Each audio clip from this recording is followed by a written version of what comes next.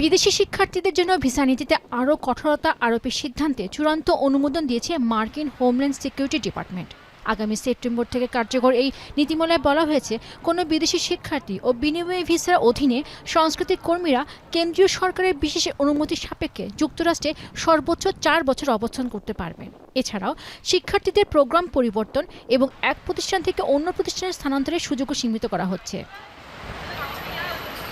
এর আগে F1 ও J1 ভিসায় আসা শিক্ষার্থীরা ডিউরেশন অফ স্ট্যাটাস এর অধীনে পড়ার অনুমতি পেতেন, যার অর্থ তারা তাদের ডিগ্রি শেষ না হওয়া পর্যন্ত দেশে থাকতে পারতেন। সেই সুবিধা এখন বাতিল করা হচ্ছে। নতুন বিধি অনুযায়ী স্নাতক শেষে শিক্ষার্থীদের দেশ ছাড়তে বা অন্য ভিসায় পরিবর্তন করতে আগের 60 দিনের পরিবর্তে মাত্র 30 দিন সময় পাবে। বিশ্বকাপ দেখুন বায়োস্কোপ প্লাসে, সব নেটওয়ার্কে, সব ডিভাইসে। আর সাংবাদিকদের ভিসা যা আগে কয়েক বছর স্থায়ী থাকতো, তা এখন গিয়ে দাঁড়াবে 240 দিনে। Homeland security secretary Mark Wayne Mullin এক বিবৃতিতে বলেন, কয়েক দশক ধরে বিদেশি শিক্ষার্থীদের অনির্দিষ্টকালের জন্য যুক্তরাষ্ট্রে প্রবেশের অনুমতি দেওয়া হচ্ছিল।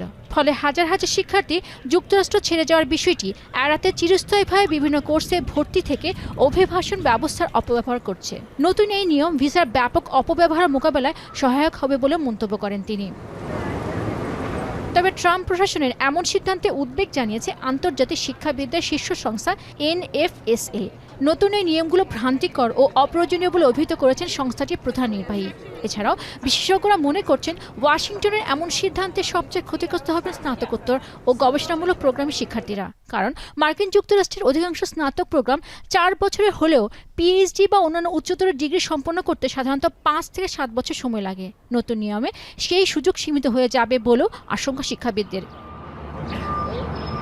ধারণা করা হচ্ছে, ট্রাম্প প্রশাসনের কঠোর অভিবাসন নীতির অংশ হিসেবে নতুন এই পদক্ষেপ, যা বিদেশি শিক্ষার্থীদের যুক্তরাষ্ট্রে আগমনের নেতিবাচক প্রভাব ফেলতে পারে। সব মিলিয়ে সেপ্টেম্বর থেকে কার্যকর হতে যাওয়া নতুন এই নিয়ম বিদেশি শিক্ষার্থীদের জন্য যুক্তরাষ্ট্রকে আরও কঠিন গন্তব্যে পরিণত করবে বলে মনে করছেন সংশ্লিষ্টরা। পেনিকা সুলতানা, এখন বিশ্ব।